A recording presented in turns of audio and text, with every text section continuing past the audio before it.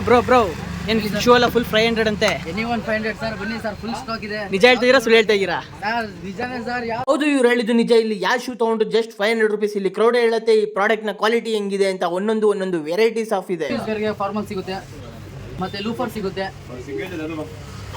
Sir. ಎಲ್ಲ 500 ಅಲ್ವಾ? 100% sir. ಎನಿ1 500 sir. ಬರೀ ಹುಡುಗರು ಮಾತ್ರ ಇಲ್ಲ ಹುಡುಗಿರ್ದು ಇದೆಯಾ ಬ್ರೋ?